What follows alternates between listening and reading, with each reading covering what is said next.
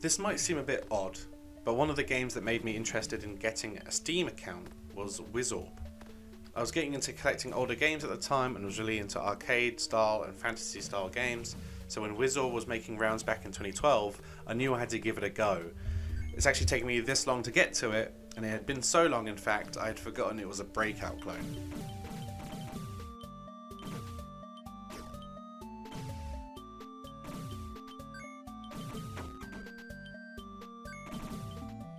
It is a pretty decent breakout clone though. The concept here is to take that classic arcade gameplay and mix it with a 16-bit fantasy aesthetic like A Link to the Past. It doesn't go full-on adventure game though. There is a town and different themed worlds to get through with bosses to battle at the end, but there isn't any exploration. The graphics are bright and colourful, and they did a great job at recreating that era of games, and it definitely holds up compared to some other retro style throwbacks at the time. The music is also very fitting, everything here is catchy and it really helps keep you calm during the challenging parts of the later levels. You play as Cyrus, a wizard who has taken up the duty to defend and help rebuild the village of Tero, as it's the only place in the kingdom of Gerudo where the inhabitants haven't turned into evil creatures.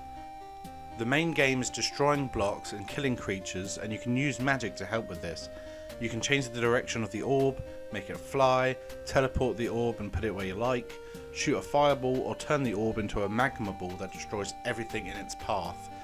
I found most of these spells useful, except changing the direction of the ball seemed random and would actually hinder my playthrough, and I hated the magma orb.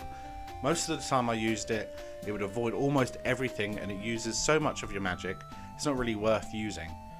Destroying boxes will give you magic, 1-ups and cash, and earning money in this game is important because not only can you pay for extra lives, magic and power-ups, but you can also pay to rebuild the town, which I really liked. It reminded me of Dark Cloud, and I think it's a great motive for continuing. The boxes can also release things you want to avoid that cause you to be slower or smaller, but like I said, you can also get power-ups like a longer staff or multiple orbs, so it's definitely even, but I did find this game to be pretty difficult. There are 5 worlds to get through, with enough graphical and enemy variety to keep you interested. You will have to defeat wolves, slime, skeletons and other things to complete the levels, and then you must defeat a boss. I found the boss battles to be my favourite parts of the game because once you learn the pattern, it feels like you have control of the outcome.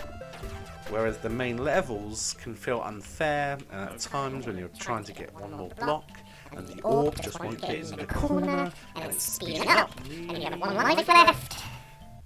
The game can be 4 hours long if you're any good at Breakout. I get very frustrated with these games, so it took me a bit longer, but if you want to get everything, it can take you up to 15 hours, and it's only £2, so it's worth it in my eyes. Also, it was developed by Tribute Games, who later made Panzer Paladin and TMNT Shredder's Revenge, so they definitely know how to make quality games.